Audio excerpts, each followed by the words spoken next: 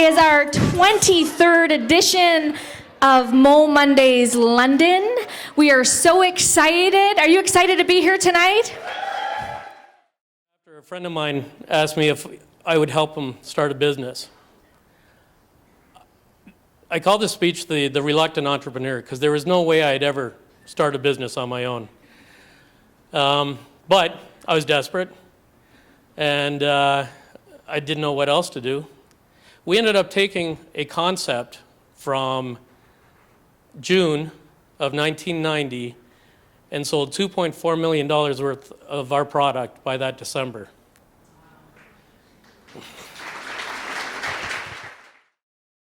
I had a lot of surgeries, and one time I had to have my tailbone removed. Well, you have to make something funny out of this.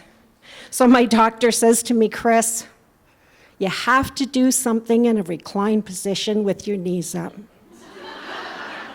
That's what I said, but I can only have sex so many times a day. I also asked them how I survived, because they said I shouldn't be here. Apparently I'm in a journal somewhere called The Enigma. Sort of goes with me. So what happened was they said it was my age and my health, my fitness level. How can you not go out in this world and promote health and fitness and wellness to people when you've had something like that happen to you? And it was the fact that you were strong. Your body called on you and you fought back. I have to say as well, my parents are here. If there is any inspiration for me in my life, my mother still teaches for good life. My father, avid tennis player, walker, they're just so fit.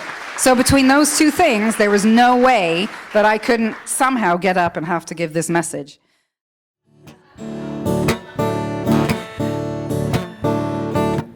Well, I'm running down the road trying to loosen my load. I got 7 women on my mind. Someone with big bucks can get a great lawyer, right? And it doesn't matter what they've done, they can get off with that. So he got 3 months house arrest, he got 18 months probation, and 5 years on the National Sex Registry, and I was sentenced to pretty well death. The day after I was molested, I started self-harming. No one taught me how to self-harm. I just started doing it. I started burning myself because I felt disgusting. I felt like a disgusting human. And so this guy was sentenced to 3 months house arrest, July 7th, 2007, and that's the first day I ever put a rifle in my mouth. I've had 3 suicide attempts since then.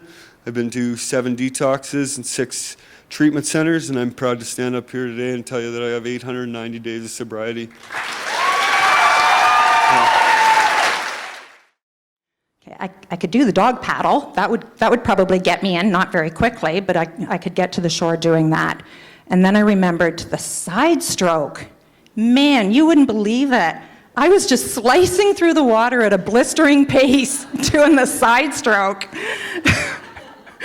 Anyway, I ran out of the water, reached behind me to unzip my wetsuit, which I'd practiced over and over because they tell you to practice those kinds of things. So I did that. I was so exhausted, I literally couldn't pull the zipper down. Now what?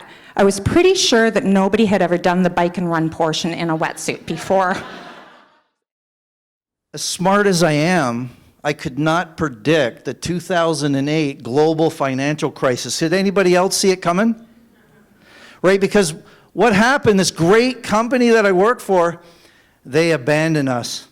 In an effort to save costs, they closed the branch I was working for. They didn't bother to remember that I was Canadian, and they left us in the lurch. And as a result of that, one of my favorite organizations on the planet, Homeland Security, they decided to return us to Canada.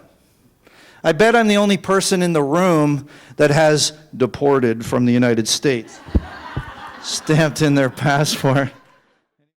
And everybody, this is your speakers and entertainers for tonight. Give them one final applause. Thanks, everybody. Have a great evening.